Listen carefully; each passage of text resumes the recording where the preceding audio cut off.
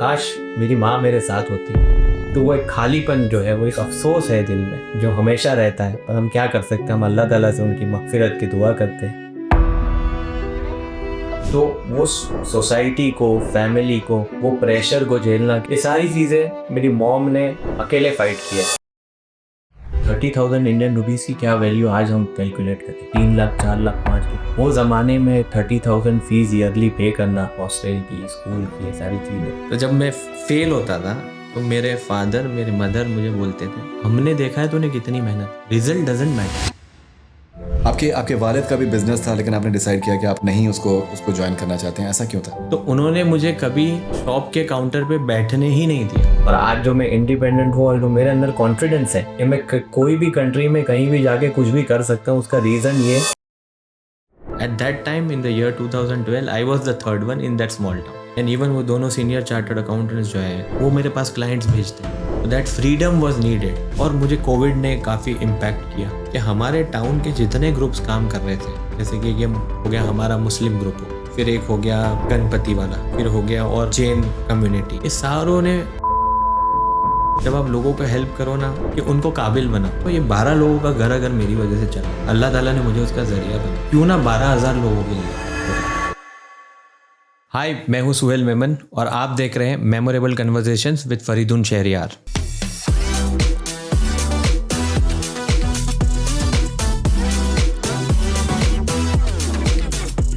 हवा का जोर ही काफी बहाना होता है, अगर चिराग किसी को जलाना होता है। ये कौन शख्स हमारे शहर में आया है कि रोज ख्वाब सफर पर रवाना होता है। मेरे साथ में आज एक ऐसी शख्सियत हैं जिन्होंने ना सिर्फ अपने ख्वाबों को अचीव किया है, पर एट द सेम टाइम अपनी वालदा के ख्वाबों को भी उन्होंने अचीव किया है। अफसोस उनको ये है सबसे ज़्यादा कि उनकी वालदा उनके अचीवमेंट्स को, उनकी कामयाबी को देख नहीं पाई शायद। आज मैं बात कर रहा हूँ सुहेल के साथ में। सुहेल मैम, बहुत बहुत शुक्रिया आपको मुझसे बात करने के लिए। Suhail, thank you for having me here. बहुत बहुत शुक्रिया मुझे बुलाने के लिए। नहीं Suhail, it's truly wonderful knowing you since a few days and आप माशाल्लाह से जिस तरीके की आपकी कामयाबी आपको दुबई में है और जिस तरीके से लोग आपको पसंद करते हैं, रिस्पेक्ट करते हैं आपके आपके काम के लिए, you are chartered accountant, very respectable chartered accountant here in Dubai. आज आपकी बात अगर होती तो वो कैसे देखती हैं सब चीज़ों? Basically she would have been very proud of me. वो मेरे से, वो वैसे भी उन्होंने मेरी कुछ हद तक की कामयाबी देखी है जो मैंने अपने होम टाउन में, जो I come from a small town, जहाँ पे मैंने अचीव किए, जहाँ पे मेरे रिस्पेक्ट है। पर ये था कि वो आई थी दुबई 2015 में, बिकॉज मेरी सिस्टर यहाँ रहती है। तो उनका ये ड्रीम था कि Suhail you should also go to Dubai because it is a very good place, और तुम भी वहाँ पे अपनी एक लाइफ बनाओ। आई ट्राइड इन 2016, एक काम से यहाँ आया था, लेकिन समहाउ कुछ चीज़ें नहीं हुई क्योंकि मैं वहाँ पे काम कर रहा था और मेरी रिस्पॉन्सिबिलिटीज़ थी वहाँ पे, क्लाइंट्स थे मेरे वहाँ पे। Again I came in 2018, but somehow तभी मैं कुछ नहीं कर पाया ड्यू टू मदर्स हेल्थ। उनकी हेल्थ सही नहीं थी तो मैं नहीं कर पाया वो टाइम पे। एंड 2022 में आई गॉट अ अपॉर्चुनिटी। और तब तक क्या हुआ था कि इंडिया में मेरे 10 years ऑफ प्रैक्टिस कंप्लीट हो गए थे as a chartered accountant ji. So I automated my business कि मेरे बिना भी मेरे क्लाइंट्स हैंडल हो जाएं। And due to Covid clients को भी एक हैबिट हो गई थी जूम कॉल पे और ऑनलाइन मीटिंग्स लेने की, तो ऑफिस पे आना वैसे भी लोग पसंद नहीं करते थे। Due to that I was able to come over here and it's a story. मैं यहाँ पे आया, UAE corporate tax, UAE first time कोई टैक्सेशन ला रहा है इनकम टैक्स के करा, बिजनेसेस पे टैक्स करेगा। तो मैंने सोचा कि I will come and open my company over here. इस तरह से मैंने दुबई की जर्नी स्टार्ट की, which is a very interesting journey जो हम आगे जब डिस्कस करेंगे तो उस पर बात की जाएगी। ओके, जब आज आप देखते हैं दुबई में जिस तरीके का आपका एक लाइफस्टाइल है, आपके पास ड्राइवर है, आपके मकान है, इतनी जब बड़ी बड़ी बिल्डिंग्स हैं, तो क्या उन बड़ी बिल्डिंग्स जो आप देखते हैं अपने आसपास का, आपको वहाँ का चेहरा नज़र आता? मैं मिस करता हूँ उनको, क्योंकि ये खालीपन है अंदर जो जाता नहीं है और जो जा भी नहीं सकता। इट्स एम्प्टीनेस इनसाइड एंड वो कोई भी उसको कंप्लीट नहीं कर सकता। जैसे ही मैं घर से निकलता हूँ और ये बिजनेस भी एरिया की तरफ या कहीं आ रहा हूँ, when you are seeing the bigger buildings, you are seeing Burj Khalifa, जब मैं देखता हूँ तो मेरे दिल में यही ख्याल आता है कि काश मेरी माँ मेरे साथ होती, तो she would have been very happy, she would be living her dream. उनको यहाँ रहना था, उनको मतलब ऐसा था कि उनका एक घर हो यहाँ पे, और इतनी आसानी से अल्लाह ताला उनको इतनी सहूलतें मिलती यहाँ पे, तो वो काफ़ी खुश होती, she would have been very happy. तो वो एक खालीपन जो है, वो एक अफसोस है दिल में जो हमेशा रहता है, पर हम क्या कर सकते हैं, हम अल्लाह ताला से उनकी मग़फ़िरत की दुआ करते हैं, उनके लिए नमाज़ पढ़ के उनको बख्शते हैं, तो दिल में थोड़ा सुकून आता है। लेकिन वो खालीपन जो है वो आई डोंट थिंक सो कि वो कभी मिट पाएगा। आपकी वालदा का नाम है? ज़ेबुन्निसा। कौन सी ऐसी की याद है उनकी, उन्होंने जो कुछ बताया हुआ, आपको सिखाया होगा, आपके साथ हमेशा रहता है? मैं आज अगर चार्टर्ड अकाउंटेंट बना तो उसके रीज़न मेरे मॉम और मेरे डैड ही है। मेरी मॉम का डिटर्मिनेशन कि हम बच्चों को कुछ पढ़ाना, और मेरे डैड का सपोर्ट, मेरे फादर का सपोर्ट कि नहीं पढ़ाना है। तो आज हम जो भी है, मैं मेरी sister is a doctor, she is a physiotherapist, she is also in Dubai. एक मुस्लिम फैमिली से आना, which is a conservative Muslim family you can से, एक स्मॉल टाउन में जैसी फैमिली होती है, वहाँ पे डॉटर्स को पढ़ाना, it was a challenge. But मेरी मॉम खुद पढ़ी लिखी थी, शी वॉज फ्रॉम मुंबई, उन्होंने बीएससी किया था माइक्रोबायोलॉजी में। She didn't do a job but she was very active. तो बिकॉज वो पढ़ी लिखी थी, उनका एक डिटर्मिनेशन था कि मेरे सिस्टर को, मुझे और मेरे भाई को, तीनों को पढ़ाना है। कि मेरे सिस्टर के लिए उन्होंने बहुत वो किया कि वो डॉक्टर बने, अल्टीमेटली वो फिजियोथेरेपिस्ट बनी। तो वो सोसाइटी को, फैमिली को, वो प्रेशर को झेलना कि डॉटर को मत पढ़ाओ, कौन इससे शादी करेगा, ये वो, ये सारी चीज़ें मेरी मॉम ने अकेले फाइट किए, समाज से, फैमिली से, ऑब्वियसली मेरे डैड के सपोर्ट के साथ किए। तो वो एक चीज़ है कि आज मैं जो बैठा हूँ यहाँ पे, मैं भी कुछ बना हूँ, उसके पीछे मेरी मॉम का बहुत बड़ा हाथ है। क्योंकि हम कुछ ईयर्स के लिए मुंबई में थे, we shifted to Mumbai due to business, dad के बिजनेस के हिसाब से मुंबई शिफ्ट हुए। एंड फिर मेरे ग्रैंडफादर एक्सपायर हुए 1998 में, तो डैड को फिर से होम टाउन, स्मॉल टाउन में शिफ्ट होना था। मेरी मॉम ने बोला कि मेरा बेटा मुंबई में ही पढ़ेगा। तो मुंबई में कैसे पढ़ेगा, तो मॉम डैड नहीं है तो कैसे पढ़ेगा, बोलो हॉस्टल में पढ़ेगा। तो मुझे हॉस्टल में एडमिशन करवाया गया, जो स्कूल में मैं पढ़ता था अंधेरी में, हंसराज मोरारजी पब्लिक स्कूल में, नियर टू भवंस कॉलेज, वहीं पे मेरा एडमिशन हॉस्टल में करवाया गया। तभी भी मेरे मॉम का जो एक डिटर्मिनेशन था, लोगों ने बहुत बोला कि हॉस्टल में मत रखो, बच्चा बिगड़ जाएगा, बहुत ताने सुने कि बहुत मस्ती करता था इसलिए हॉस्टल में रख दिया, ये वो। बट मुझे नहीं पता था मेरे साथ क्या हो रहा है, मैं तो छोटा था, but my mom and my dad, उनको पता था वो मेरे साथ क्या कर रहे हैं, वो मुझे इंडिपेंडेंट बना रहे थे। और एक चीज़ मैं अपने फादर के बारे में बोल रहा हूँ, वो ज़माने में 1998 में 30,000 इंडियन रुपीज़ की क्या वैल्यू आज हम कैलकुलेट करें, 3 लाख, 4 लाख, 5 लाख, वो ज़माने में 30,000 फीस ईयरली पे करना, हॉस्टल की, स्कूल की, ये सारी चीज़ें, इट्स अ वेरी, मतलब आज मैं मेरे बेटे की फ़ीस पे करता हूँ जो दुबई में, तो मुझे फील होता है कि वो टाइम पे मेरे डैड ने क्या किया था मेरे लिए, और कदर होती है और रिस्पेक्ट होती है उनकी। तो वो ज़माने में इस तरह की फ़ीस पे करके मुझे वहाँ हॉस्टल में रखना, और वहाँ से जो मुझे एक्सपोजर मिला, जो डिफरेंट कल्चर्स, डिफरेंट फैमिलीज से लोग आए, स्कूल की जो एक ट्रेनिंग होती है, हॉस्टल की जो ट्रेनिंग होती है, और आज जो मैं इंडिपेंडेंट हूँ और जो मेरे अंदर कॉन्फिडेंस है कि मैं कोई भी कंट्री में कहीं भी जाके कुछ भी कर सकता हूँ, उसका रीज़न ये एक अपब्रिंगिंग जो मेरी हॉस्टल लाइफ से रही है। और कहते हैं ना, जो बंदा हॉस्टल में रह लेता है कहीं पर भी रह सकते, वो कहीं पे भी रह सकता है। सही बात है। तो मॉम की तो इतनी सारी वो है कि उन्होंने ही इतना मोटिवेट किया हमें। मेरा जो छोटा भाई है, ही इज़ ऑल्सो MBA, उसने MBA किया हुआ है। तो पढ़ाई में मेरी मॉम का कोई कॉम्प्रोमाइज़ नहीं था। तो ये ऐसी कुछ यादें हैं उनकी, उनकी जो गाइडेंस है। और CA में इंसान फेल होता है, CA के रिजल्ट ही इतने टफ होते हैं। करेक्ट। जब हम इतनी मेहनत कर रहे हैं और जब फेल का रिजल्ट आता है, I have clear CA in second attempt. First attempt में मैं नहीं क्लियर कर पाया, तो second attempt is also blessing. तो जब मैं फेल होता था तो मेरे फादर मेरे मदर मुझे बोलते थे बैठ के, हमने देखा है तूने कितनी मेहनत की, वाह. रिजल्ट डजेंट मैटर, वापस करेंगे, अपनी लाइफ पे कंसंट्रेट करो और सिर्फ पढ़ाई मत करो, खेलने कूदने पे भी ध्यान दो, Right. फ्रेंड्स को भी मिलो. तो इस तरह के आपके पेरेंट्स हो तो फिर उस बच्चे को कौन रोक सकता है. क्या बात है. That's wonderful. That's wonderful. आपके वालिद का भी बिजनेस था लेकिन आपने डिसाइड किया कि आप उसमें नहीं उसको ज्वाइन करना चाहते हैं. ऐसा क्यों था? ये एक इंटरेस्टिंग चीज़ है. ये मेरे मदर का और मेरे फादर का डिसीजन. मेरे फादर ने एक सिंपल सी सोच रखी थी कि हमारी शॉप है वहाँ पे, वी हैव अगरबत्ती परफ्यूम्स का बिजनेस, ट्रांसपोर्ट का बिजनेस. बोला जिस दिन बेटा आके काउंटर पे बैठ गया दुकान के और उसको पता चल गया कि पैसे तो इतने इजीली आते हैं, बैठ गया काउंटर पे, देख रहा है कि कस्टमर परचेज कर रहा है और पैसे आ रहे हैं, इतने इजीली आ रहे हैं, इसने ये देख लिया तो ये ज़िंदगी में कभी मेहनत नहीं करेगा. तो उन्होंने मुझे कभी शॉप के काउंटर पे बैठने ही नहीं दिया. और जब कभी उनकी एब्सेंटीज में मैं बैठ गया तो वहाँ पे तो कुछ नहीं बोला, लेकिन घर जाके बोला कि आज तूने गलत किया काउंटर पे बैठ के. एम्प्लॉयज़ के सामने कभी नहीं डांटा, घर जाके बोला, मम्मी के सामने बोला कि इसको बोल दे काउंटर पे ना बैठे.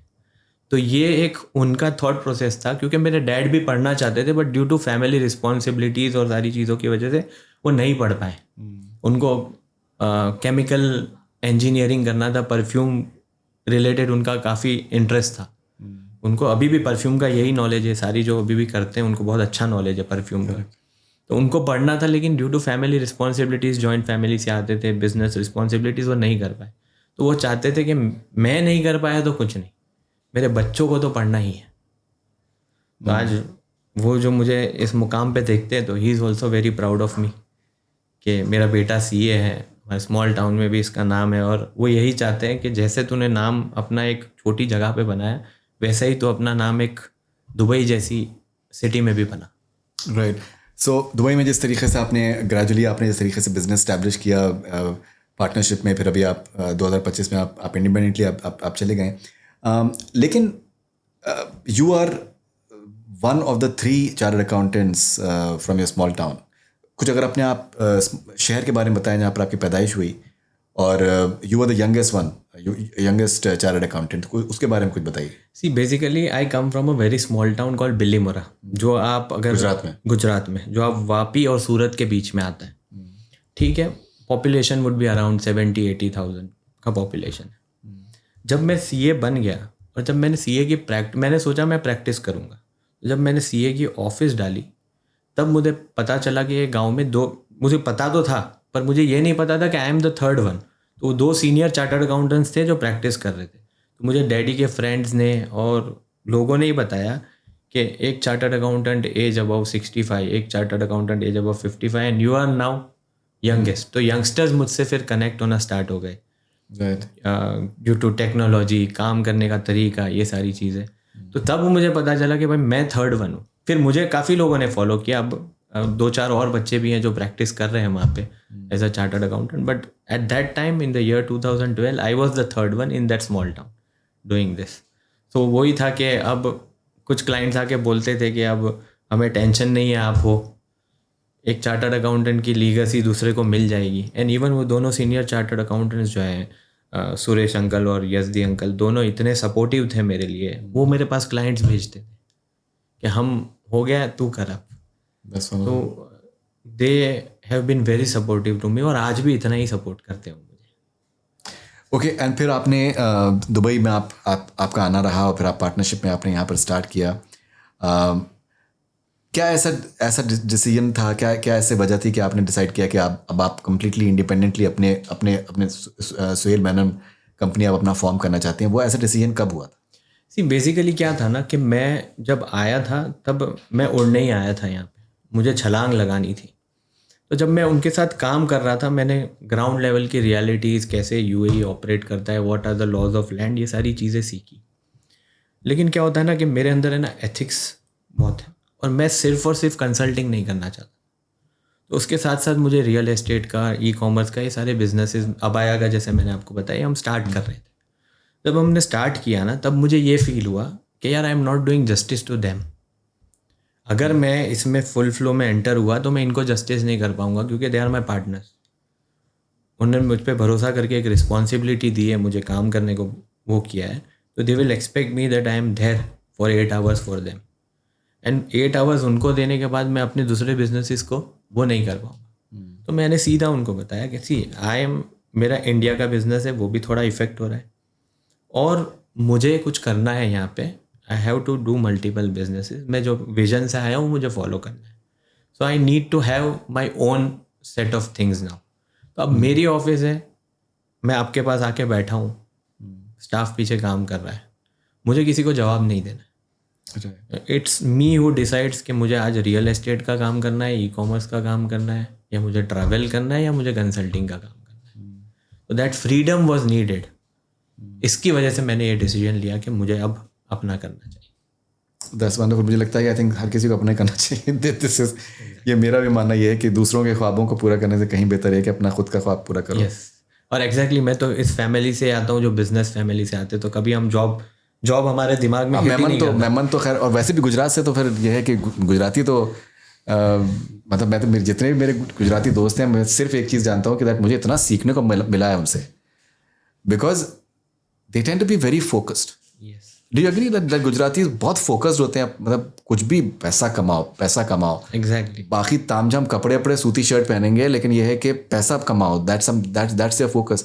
बेसिकली अपार्ट फ्रॉम मनी, मुझे लगता है कि वैल्यू क्रिएट करना उनके लिए बहुत इंपॉर्टेंट है। Do you agree with? Yes, I agree. हमारी पता नहीं हमारे खून में है, हमारी हवा में है, हमारा माइंडसेट ऐसा है, हमारी थिंकिंग ही ऐसी है। अगर फॉर एन एग्जांपल आप भी मेरे पास आओगे ना कि I am doing this business, तो मेरे पास आपके लिए 10 आइडियाज़ होंगी कि सर इस तरह से करो और बढ़ जाएगा। वो पता नहीं एक अंदर से ऐसी चीज़ आती है कि हम यही सोचते हैं कि इसको ग्रो करवा दे। इतने में सेटिस्फाइड नहीं होते, हम बड़ा करने की ही सोचते हैं गुजराती। वाह, दैट्स वंडरफुल। ओके, हम फिर से हम आपकी वालदा की तरह हम जाएंगे। आपने मुझसे जिक्र किया कि तारे ज़मीन पर का जो ईशान, यस, और आप में कुछ एक हद तक सिमिलैरिटी है। वो एक काफ़ी इमोशनल बॉन्डिंग, इमोशनल सीन आपने तारे ज़मीन पर देखा होगा, जब उसकी मदर, ईशान की मदर, उसको हॉस्टल में छोड़ के जा रही होती है, एंड वो क्राई कर रही होती कार में, या यहाँ पे क्राई कर रही। सेम मेरी मॉम जब मुझे फर्स्ट टाइम हॉस्टल में रख के जा रही थी, मैं पिक्चर कर सकता हूँ, हॉस्टल मेरी देख सकता हूँ, वहीं वो वहाँ से ऐसे जा रही है, मैं पीछे रो रहा हूँ उनके लिए, और मुझे नहीं पता था मेरी मॉम रो रही है। पर जब तारे ज़मीन पर मूवी आई और जब हम देख रहे थे, तो मेरी मॉम ने मुझे बताया, मैं रो रही थी, मैं बोला मम्मी मैं भी तो रो रहा था। तो वो सीन जो है ना, वो बहुत इमोशनल है, और मैं वो अभी भी सीन देख नहीं पाता, और अभी तो ज़रा भी नहीं देख पाता हूँ, क्योंकि अब मॉम नहीं है। मॉम थी तो एक बार देख लेते थे उनके साथ, पर अब तो मैं देख ही नहीं पाता इस तरह का है। तो वो सेम चीज़ हुई है हमारे साथ, वेरी इमोशनल। ओके, तो ये जो आपके अंदर एक सोशल वर्क का आपके अंदर जो जज्बा है, तो क्या ये कहना सही होगा कि आपकी वालदा से आया आपके अंदर? आप कह सकते हैं बोथ पेरेंट्स। मेरे डैड भी सोशल वर्कर हैं, मेरे डैड से मैं इंस्पायर होता हूँ, और इसी तरह मेरे अंदर आया भी है। मेरे मदर और फादर, मेरे मदर ऑलवेज हेल्पिंग पीपल, जो भी किसी की तकलीफ हुई तो मुझे भी फ़ोन आ जाएगा, सुहेल आंटी को थोड़े पैसों की ज़रूरत है, ये है, थोड़ा कर देगा? हाँ मम्मी कर देंगे।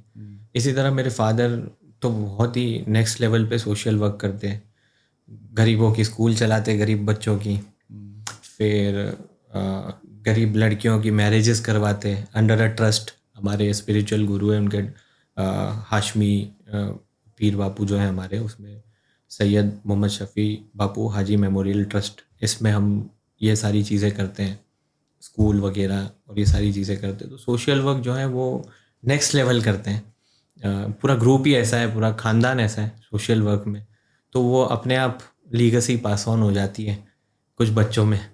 तो वो मेरे अंदर पास ऑन हो गई due to my mother and father. तो हम भी सोशल वर्क करते हैं, छोटा मोटा करते हैं, कोशिश करते हैं कि लोगों के काम आ जाए। या तो हम अपनी नॉलेज से काम आ जाए, या हम फिज़िकली हम भाग के काम आ जाए, या हम फिनेंशियली काम आ जाए। तो ये सारी चीज़ें जो हैं, और मुझे कोविड ने काफ़ी इम्पैक्ट किया।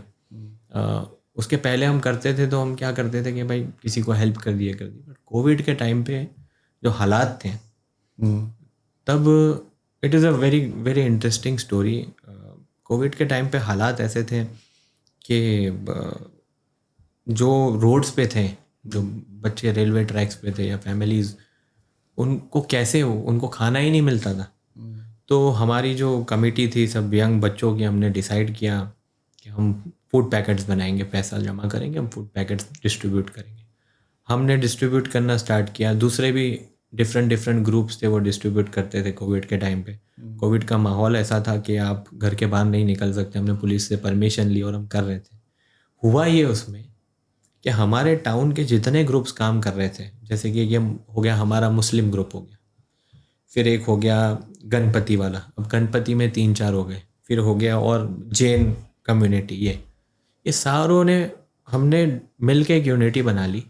7 डेज सब ने डिवाइड कर लिए, ये दिन आपका, ये दिन आपका, ये दिन आपका।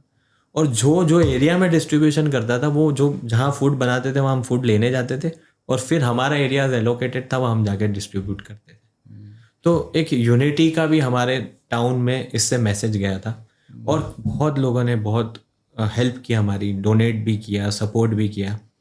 तो वहाँ से एक जज्बा हो गया जो है सोशल वर्क का या अपलिफ्टमेंट ऑफ सोसाइटी का। आइदर आप अपलिफ्टमेंट करो लोगों को एडुकेट करके, लोगों को हेल्प करके, और हमेशा से एक चीज़ रही है, जब आप लोगों को हेल्प करो ना, तो हमेशा से हमारी कम्युनिटी में भी बोलते हैं कि उनको काबिल बनाओ। क्या बात है, उनको लेने वाला मत बनाओ, उनको ये बताओ कि तुम देने वाले कैसे बन सकते। स्किल अगर हो सके। हाँ, तो उनको काबिल बनाओ, क्योंकि देखो आप अगर किसी को दोगे ना तो उसको लेने की आदत हो गई ना, तो कभी घर से बाहर निकल के मेहनत नहीं करेगा। तो वहाँ से चीज़ें ऐसी कि हम अपलिफ्टमेंट पे, स्किल डेवलपमेंट पे, कोई बच्चा पढ़ना चाहता है तो उसके लिए हम फंड्स मैनेज कर लिया हमने, उसको पढ़ा दो, ये सारी चीज़ों पे ज़्यादा फोकस। तब से एक बोलते ना एक मेंटल शिफ्ट हो गया कि ये करना है, ये ज़रूरी है, it is good for our country as well as our community, ये सबके लिए करना चाहिए हमें। और कोविड के टाइम पे यही होता था कि मेरी वाइफ, एक बार मुझे स्टोरी है ये, मेरी वाइफ ने मुझे बोला, बच्चा छोटा है, सफरान अभी है 7-8 ईयर्स का, वो टाइम पे वो लाइक 2 ईयर्स। तो बोले बच्चा छोटा है, मॉम बीमार रहती है, आप और डैडी बाहर निकलते हो डेली, आप लोगों को कुछ हो जाएगा, बीमारी है, लोग ध्यान नहीं देते हो, ये सारी चीज़ें बोल रही है। मैं आपकी केयर की तरह से ही बोलती है, वाइफ बोलेगी तो। मैंने कुछ जवाब नहीं दिया उनको। नेक्स्ट दिन जब मैं फूड डिस्ट्रीब्यूशन करने जा रहा था ना, तो मैंने मेरे दोस्त को बोला वीडियो रिकॉर्ड कर। उसने वीडियो रिकॉर्ड किया, मैं वीडियो रिकॉर्डिंग लेके घर आया, मेरी वाइफ को वीडियो बताया। मैं बोला तू बता, ये रोज़ मेरा वेट करते हैं कि आज भाई आएंगे और फूड लेके आएंगे, क्या करूँ मैं, नहीं जाऊँ, कैसे नहीं जाऊँ? मेरी तकलीफ़, मैं बीमार होऊंगा, वो ज़्यादा इम्पोर्टेंट है या इनका भूखा रहना? इनके पेट में अनाज जो है वो जाना ज़रूरी है ना। तो बस वही जज्बे से काम करते हैं, और वही वहाँ से ही काम करते आ रहे हैं, सोशल वर्क करते हैं। इनफैक्ट ये था कि हमारा देख के, होते ना लोग लेग पुलर्स तो बहुत होते हैं, हमारा देख के कुछ हमारे ही कम्युनिटी के कुछ और भी ग्रुप्स बन जाते थे कि हम भी करेंगे। तो मेरे पास लोग आते थे, ये आपका कॉपी कर रहा है, ये आपके ग्रुप का कॉपी कर रहा है, ये ऐसा कर रहा है। मैं बोला देखो, कॉपी कर रहा है वो इम्पोर्टेंट नहीं है, इम्पोर्टेंट ये है कि मेरे उसका कॉपी करने की वजह से किसी का काम हो रहा है। क्या बात है, सही है, वो इम्पोर्टेंट है, तो होने दो। इवन वो करते थे जो मेरा कॉपी कर, मुझे पता है कि they are like doing rivalry with me, मैं उनके पास जाके डोनेशन भी देता था और उनको सपोर्ट भी करता था कि मैं भी आऊँगा आपके साथ। मैसेज क्या पास ऑन होता है कि हम तो इसको गिराने की कोशिश कर रहे थे, पर इसको तो फ़र्क ही नहीं पड़ता। तो क्योंकि हमारा इंटेंशन क्या था, काम होना चाहिए। क्या बात है। और बस तो उसी तरह से छोटी मोटी चीज़ें करते हैं। मैं वर्ल्ड मेमन ऑर्गेनाइजेशन में, जो हमारी मेमन कम्युनिटी है उसका वर्ल्ड मेमन ऑर्गेनाइजेशन है, उसमें भी काफ़ी एक्टिव मेंबर हूँ। इवन यूएई आके भी मैं रुका नहीं हूँ, यूएई में भी आके मैंने उनकी कमेटी ज्वाइन कर ली है। तो यहाँ से भी हम सोशल वर्क, स्किल डेवलपमेंट, ये सारी चीज़ें करते रहते हैं। बिजनेसेस को टैक्सेशन की एडवाइस देना है, टैक्सेशन का नॉलेज सेमिनार रख लिया, अब हम करने वाले एक जॉब पे how to crack GCC job market for basically community. And then क्या होता है ना, एक आप स्मॉल एक्सपेरिमेंट करते हो, फिर उससे बच्चों का फ़ायदा होता है तो आप उसको बिगर लेवल पे कर सकते हो।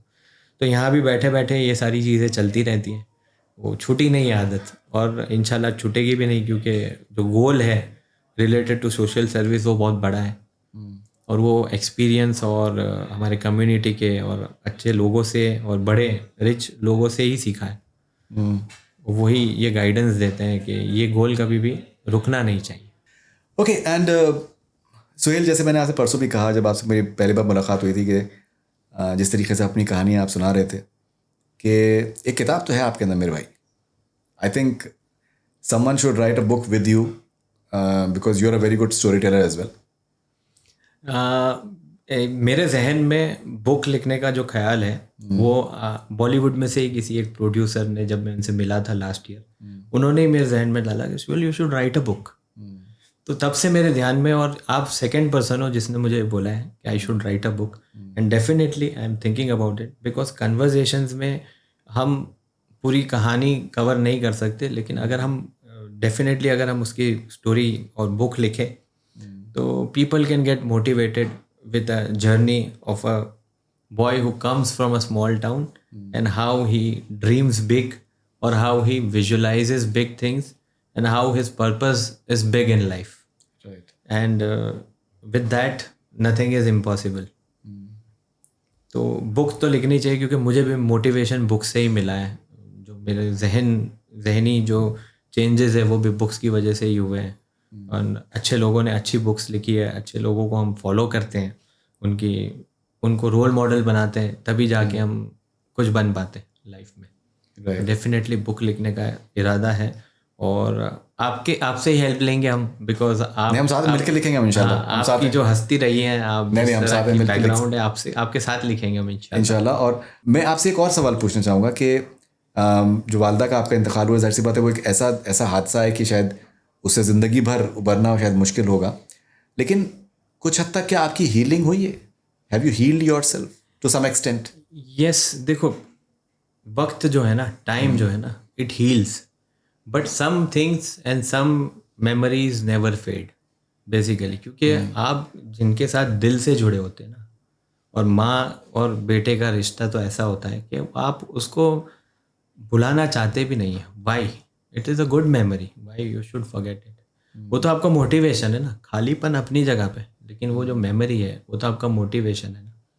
तो बेसिकली वो याद तो हमारे साथ रहनी चाहिए। Time heals everything. आपको वो एक लेवल पे जो बोलते हैं ना, इनिशियली जो डेज होते हैं तब बहुत तकलीफ़ होती है, फिर स्लोली आप बिजी हो जाते हो अपनी लाइफ में, काम में, you try to make yourself busy, but when you are alone, और when you do something, when you achieve something, when you are seeing something new, the first thing comes is this, कि ये याद तो रहती है। तो वो heal है भी और नहीं भी है, इस तरह की ये है। और मेरी मदर के बारे में एक और बात बताना चाहूँगा कि जब एक एज के बाद जब हम बड़े हो गए, मतलब almost like I was in graduation, और मेरे मॉम डैड जाके कंप्यूटर क्लासेस में कंप्यूटर सीख रहे हैं।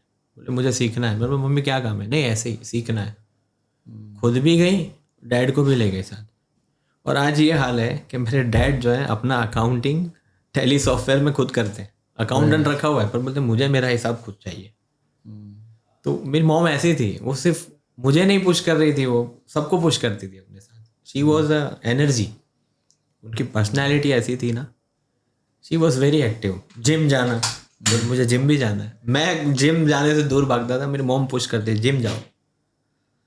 स्मॉल टाउन, आई मुंबई से, staying in small town, society के नॉर्म्स ये वो उनको कुछ नहीं है। जो करना है वो करना है, जो सही है वो करना है, हक पे इंसाफ पे बोलना है। अगर आपको बुरा लग रहा है तो ठीक है, लेकिन मैं अल्लाह को हाजिर नाजिर रख के बोलती हूँ, गलत सही जो भी है।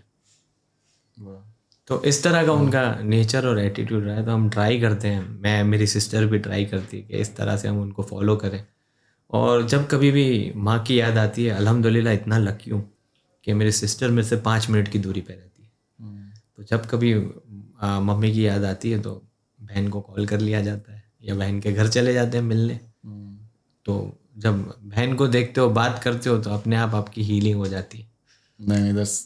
नहीं, it's truly remarkable and it's very touching. हम लोग सोचेंगे। यस। ओके, टाइटल कुछ अच्छा पॉजिटिव होना चाहिए। मुझे लगता है कि it should be something around energy and your mother may be whatsoever that we will think of a title for sure. Yeah sure. तो अब जैसे दुनिया भर की नज़रें जो हैं आज के टाइम पे दुबई के ऊपर हैं, बिकॉज एक बहुत बड़ा जो अट्रैक्शन है वो है कि दैट टैक्स का जो बेनिफिट्स यहाँ पर जिस तरीके से हैं वो गज़ब के हैं, and people are very very attracted to that, because specially in North America for example जो टैक्सेशन है वो बहुत ही ज़्यादा स्टीप है। इंडिया में टैक्सेशन बहुत ज़्यादा स्टीप है।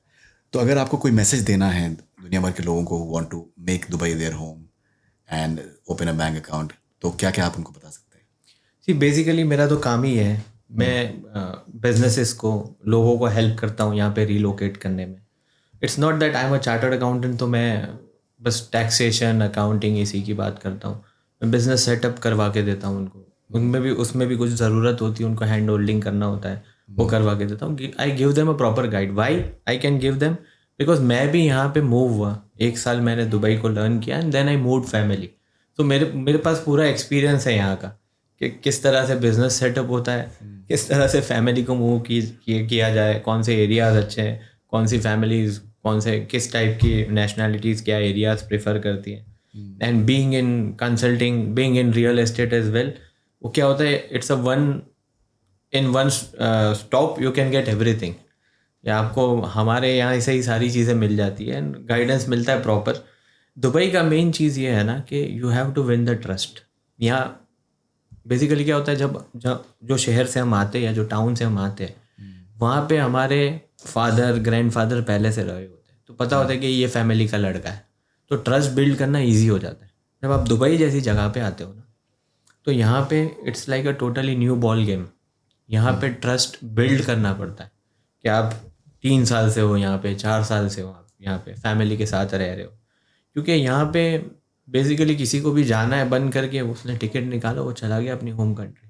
तो यहाँ पे जो है ना, ट्रस्ट फैक्टर जो है वो लोगों का विन करना बहुत ही टफ है। और आप सही रहोगे, एथिकल रहोगे, तो लोग आप पे ट्रस्ट ऑटोमेटिकली करेंगे। But it takes time to build the trust over here. And एक ही चीज़ रखी है हमने, एक नियत रखी है सिंपल, दैट कोई भी आए उनको प्रॉपर गाइडेंस दो, चाहे वो हमारे साथ काम करे या ना करे, इट डजेंट मैटर। किसी और के पास करवा ले, नो प्रॉब्लम, गाइडेंस सही दो।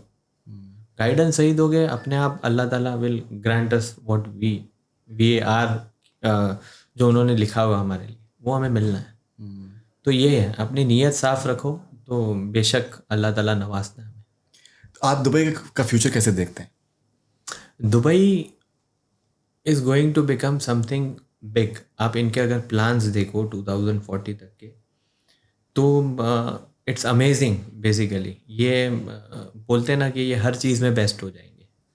The way they are operating, the way the leaders over here, the vision. मैं आपको एक बुक रिकमेंड करूँगा, जो है शेख CEO, जो यहाँ के दुबई के बेसिकली हिज हाइनेस ने जो उनके स्टोरीज़ वगैरह, उनके विजन्स पे वो बुक किसी ने लिखी है, इट्स वेरी गुड। तो आपको पता चलता है कि लीडरशिप का विज़न क्या है। और लीडरशिप का विज़न इतना स्ट्रॉन्ग है, तो जो वहाँ रह रहे हैं उनका विज़न एटलीस्ट उनके करीब तो पहुँचना चाहिए, कहीं तो पहुँचना चाहिए। तो एंड यहाँ के जो लीडरशिप का विज़न की बात करो आप, तो आप सोच नहीं सकते हो कि इन्होंने यहाँ तक का सोच लिया कि इस तरह से करेंगे।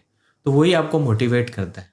तो Dubai is going to become next big thing. और मैंने एक अपने पॉडकास्ट में बोला था, एक इसको यूट्यूबर कि जब दुबई ने टैक्स नहीं लिया आपसे और आपको इतनी सारी सर्विसेज दे दी, तो अभी तो ये सिर्फ 9% कॉर्पोरेट टैक्स, वो भी बिजनेस से ले रहे। तो आप सोचो, इतना सा टैक्स लेके भी ये आपको क्या और देंगे बिना टैक्स के। जब आपने इतनी, दुबई क्यों है, UAE एज अ होल की बात करें हम, तो इतनी बेहतरीन लाइफस्टाइल, इतने बेहतरीन रोड्स, इतनी सेफ्टी ये आपको दे दिए हैं। तो आप सोचो कि अगर ये टैक्स ले भी लेंगे आपसे, तो मुझे नहीं लगता वो पिंच भी करेगा किसी को। No, I completely agree with that. Okay, and Dubai syndicate जिनकी वजह से हम मिले हैं। या तो मेरा तो बड़ा ज़ाती तौर पे बहुत अच्छा एक तजुर्बा रहा है। इस्लाम भाई, फ़रीन, जिस तरीके से इन्होंने वेलकम किया और जो इनका पूरा अप्रोच है, मुझे तो बहुत ही प्रोफेशनल लगा और बहुत ही कमाल का लगा। तो आपका तजुर्बा दुबई सिंडिकेट के साथ में किस तरीके का है? यस, दुबई सिंडिकेट का तो मैं वैसे भी प्रीमियम मेंबर हूँ, और इस्लाम भाई से मैं काफ़ी इन दिनों में क्लोज हो गया। उनका भी जो विज़न है, वो विज़न से मेरा विज़न मैच करता है, helping people, helping business grow. तो मैंने इस्लाम भाई से यही बात की थी, इस्लाम भाई, I can not become just a member with you, I want to grow Dubai syndicate with you. आप बताइए चैप्टर, आप बताइए country, I will be there with you on my own expense. हम इसको ग्रो करते हैं, क्योंकि इससे अल्टीमेटली बिजनेस को फ़ायदा होता है। अब आपको मैं बताऊं, दुबई सिंडिकेट की वजह से मैं आपको मिला, अब आपको मिला, आपको समझने का मौका मिला, और आज हम we are doing a you can say a conversation. तो ये भी क्यों किया कि हमारी एक नीयत थी ना कि हम जाके किसी को हेल्प करेंगे, या अपने आप हम वहाँ नेटवर्क बनाएंगे। और हमेशा से मेरा ये रवैया रहा है।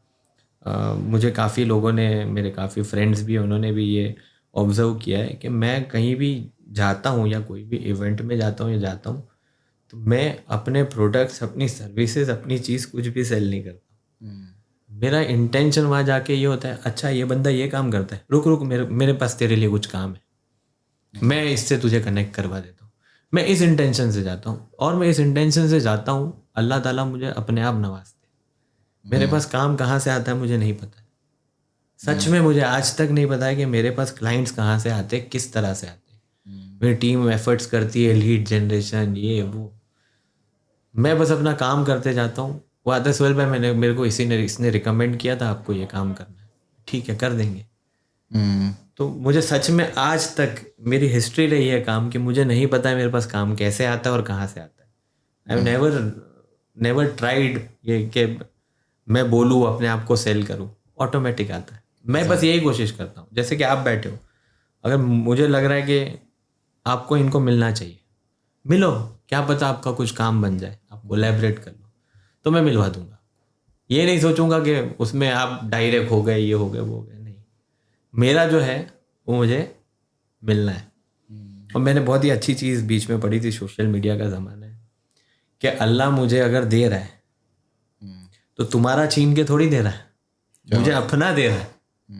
तो वैसे अल्लाह आपको अगर दे रहा है तो वो आपका दे रहा है, आप मेरा छीन के आपको थोड़ी दे रहा है। ये काश बहुत से लोग समझ सकें इस बात को। बहुत लॉजिक, बहुत कॉमन सेंस की बात है, लेकिन मैक्सिमम पीपल समझ नहीं पाते हैं इस चीज़ को। मैं आपको थोड़ा सा करेक्ट करना चाहूँगा।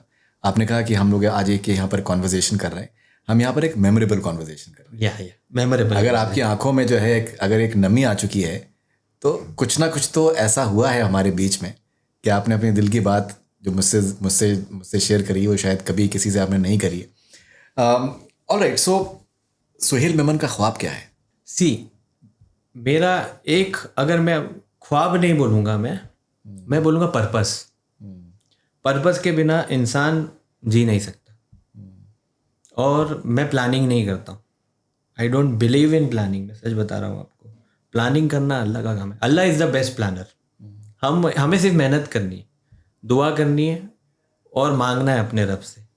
और जब अपने रब से मांग रहे हो तो बड़ी चीज़ मांगो ना, देने वाली ज़ात इतनी बड़ी है, तो हम मांगते भी इसी तरह है। तो विजन है, ड्रीम नहीं बोलूँगा, पर्पस है। पर्पस यही है, वन फाइन डे बैठे बैठे मेरे दिल में ये ख्याल आया कि यार आज मेरे पास 10-12 लोग काम कर रहे हैं, और आई वॉज फीलिंग डाउन, कुछ रीजंस की वजह से आई वॉज फीलिंग डाउन, कुछ स्ट्रेस की वजह से कुछ। तो मेरे को ऐसा हो रहा था यार नहीं करना है काम। फिर मेरे को ऐसा हुआ, ये 12 लोगों का घर अगर मेरी वजह से चल रहा है, क्या बात। ठीक है, अल्लाह ताला ने मुझे उसका ज़रिया बनाया, और हमारा तो काम ही है लोगों के काम आना, तो क्यों ना 12,000 लोगों के लिए हो जाए। क्यों ना हम ऐसी चीज़ करें, इस तरह से अपने आप को ग्रो करें, या इस तरह से अपना पर्पस बनाएं कि आज 12 लोग हैं, कल 12,000 हो, और क्या पता 12,000 तक पहुँचते पहुँचते वो पर्पस और बड़ा हो जाए। तो ये नीयत है, और ये विजन है, ये पर्पस है। इसको ड्रीम नहीं बोलूँगा, क्योंकि ड्रीम जो होते हैं वो ड्रीम ज़रूरी नहीं है कि अचीव हो जाए, लेकिन जो पर्पस होता है उसके पीछे आदमी भागता है, अचीव करने के लिए उसको भागता है। ड्रीम शायद ऐसा है कि यार ये मेरा ड्रीम है कि मैं ये करूँ, तो वो अननेसेसरी हो जाए। पर पर्पस होता है ना, तो फिर आदमी उसके पीछे लगा रहता है। और वो आपके साथ कुछ भी हो जाए लाइफ में, कुछ भी हो जाए, आप कितना भी गिर जाओ, आपको फाइनेंशियल प्रॉब्लम्स आ जाए, पर्सनल प्रॉब्लम्स आ जाए, कुछ भी हो जाए, आप बैठोगे 5 मिनट डिजर्टन हो गए, you will feel like let's end everything, कुछ नहीं करना है, या लेट्स एंड अवर सेल्फ, ऐसे थॉट आ जाएंगे नेगेटिव में। फिर आप सोचोगे पर्पस क्या है, तेरे पे कितने लोग डिपेंडेंट है, अल्लाह ताला ने तुझे क्या क्या रिस्पॉन्सिबिलिटी दी है यहाँ पे, तो वो सोच। तेरे पे तेरे क्लाइंट्स डिपेंडेंट है, तेरे पे तेरे स्टाफ डिपेंडेंट है, इतने सारे लोग डिपेंडेंट है। How can you fail? आप रुक ही नहीं सकते, और इंशाल्लाह रुकना नहीं है। नहीं, इंशाल्लाह डेफिनेटली रुकना नहीं है। सो सुहेल, बहुत बहुत शुक्रिया आपके वक्त के लिए, और आपने जिस तरीके से अपने व्यूज़ को, अपने तासुरात को आपने मेरे साथ में शेयर किया है, वो बहुत ही मुझे पसंद आया। एंड आपसे मिल के मुझे बहुत अच्छा लगा। जिस तरीके का आपका जज्बा है, मुझे लगता है कि काश अगर दुनिया में चंद और लोग इस तरीके के जज्बे को बना लें, तो मुझे लगता है कि दुनिया बहुत अच्छी हो जाएगी। बेशक। और all the best wishes to you. And मुझे पूरे तरीके से अंदाज़ा है कि आपकी वालदा जो हैं, आप जहाँ पर भी हैं, आपके लिए दुआएं कर रही हैं, और आप इसी तरीके से आप तरक्की की जो सीढ़ियाँ हैं, आप चढ़ते जाएंगे इंशाल्लाह ताला। Thank you very much. Thanks a lot. Before I and, मैं सिर्फ आपके 2 मिनट लूँगा। बिल्कुल। मैं आपको ये बताऊंगा कि मैं मानता नहीं हूँ कि मैं सक्सेसफुल हूँ। मैं मानता हूँ अभी तो शुरुआत है, वाह। अभी तो मैं 5% पे ऑपरेट कर रहा हूँ, ये मैं मानता हूँ मेरे अंदर, तभी तो वो मेरा पर्पस जो है उसके लिए मैं भाग सकता हूँ। एंड वन मोर थिंग, ये कन्वर्जेशन से मैं बस यही कहना चाहता हूँ, बच्चे जो स्मॉल टाउन से आते हैं जैसे मेरे तरह, वो बड़े सपने देखना ना छोड़े, बड़े सपने से ज़्यादा बड़ा पर्पस बनाए अपनी लाइफ का। आप देखो, मैंने एक स्मॉल टाउन से सीधा वर्ल्ड्स पॉपुलर सिटी दुबई में डायरेक्ट छलांग मारी है। It is very tough to even think, but मैंने मारी, बस मैं कूद गया। तो अगर मैं कर सकता हूँ with limited resources and with anything, it's all year. ये मेंटल ब्लॉकेज आपको हटाना है। जिस दिन आपने यहाँ से मेंटल ब्लॉकेज हटा दिया ना कि मैं नहीं कर सकता, ये वाली चीज़ आपने निकाल दी नेगेटिविटी, फिर आप देखो स्काई इज़ द लिमिट। तो मैं आपके ज़रिए यंगस्टर्स को, बच्चों को यही बोलना चाहता हूँ कि आप कहीं से भी हो, अपना पर्पस, अपना विजन जो है हमेशा बड़ा रखें। That's amazing. That's amazing. Suhail, thank you very much. Wonderful talking to you, and all the best wishes. And I'm sure that you are going to grow from strength to strength. All the best wishes. Thank you so much. Thank you. Thanks a lot.